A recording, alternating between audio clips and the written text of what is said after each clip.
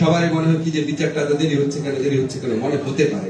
যেমন আমি আমাদের যে চিফ প্রসিকিউটর আছে তাজুলকে বললাম, তাজুল বিচার দেরি হচ্ছে কেন? তাজুল আমার দিকে অবাক হয়ে থাকা বলে, স্যার কোথায় দেরি হচ্ছে? আমরা যে শুনানির জন্য যে 1 মাস সময় দিল, বলে স্যার আপনি এটা কি বলতেছেন? নর্মালি তো 3 মাস সময় দেওয়ার কথা। এর আগে যখন জামাতে ইসলামের লিডারদের বিচার হচ্ছিল 3 মাস সময় দিয়েছিল, সেখানে 1 মাস দিয়েছে। তারপর বললাম যে কিছু লোক দেখি লেখে যে ওনারা যে আসামি যারা আছে তাদের কারণ হাত করা নাই, তারা বেশ হাসি খুশি চেহারা। তখন আমাকে তাজুল বলে, স্যার ওখানে যে জামাতে ইসলামের লিডারদের বিচার হয়েছিল সেই তো তাদের লয়ার ছিল, তাদের কাউকে হাত করা করানো হয়নি। তখন অনেক জিনিস হয় কি আমাদের স্মৃতিতে থাকে না, আমরা একটু ইমপেশেন্ট হয়ে যাই, স্বাভাবিক ব্যাপার।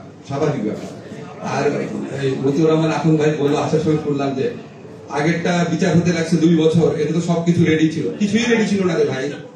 শোনেন, বিচার যে ভবনে হবে সেই ভবন রেডি ছিল না, বিচারক ছিল না, প্রসিকিউশন টিম ছিল না, ইনভেস্টিগেশন টিম ছিল না, জিরো থেকেই করতে হয়েছে।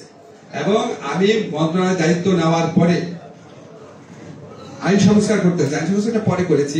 আমি মন্ত্রণালয়ের দায়িত্ব নেওয়ার পরে 2 সপ্তাহের মধ্যে প্রসিকিউশন টিম করা হয়েছে। 2 সপ্তাহ, এর চেয়ে ফাস্টেজ কি করা যায়?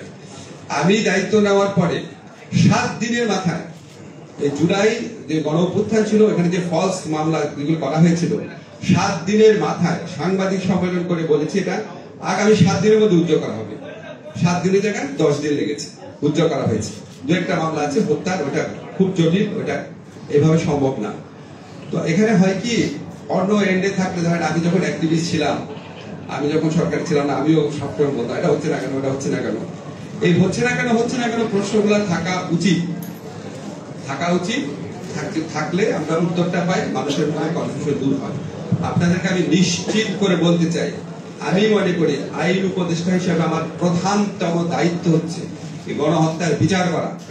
কিন্তু বিচারটা করার সময় বিচারটা আমাকে গ্রহণযোগ্য মাত্রায় করতে হবে। আপনারা জানেন যে ফ্যাসিস্ট হাসিনা সরকারের প্রচুর টাকা আছে, লবিং ক্যাপাসিটি আছে, আমাদের সাথে শত্রুভাবাপন্ন দেশ আছে। আমাদেরকে এমন ভাবে বিচার করলে হবে না যে বিচার নিয়ে তীব্র প্রশ্ন উঠতে পারে। প্রশ্ন তারা তুলবে, কিন্তু তাদের প্রশ্নটা যেন কোনোভাবে যৌক্তিক না হয় সেই চেষ্টাটাও আমাদের রাখতে হবে। আমাদের ডিউ প্রসেসও মেনটেন করতে হবে। আমি বিশ্বাস করি যে আমার যে প্রসিকিউশন টিম আছে, তাজুলের নেতৃত্বে আপনারা সবাই চিনেন, আমাদের যে ইনভেস্টিগেশন টিম আছে, আমার আস্থা আছে। আমি আস্তে ইনভেস্টিগেশন টিমের সাথে একজন কথা বলছিলাম।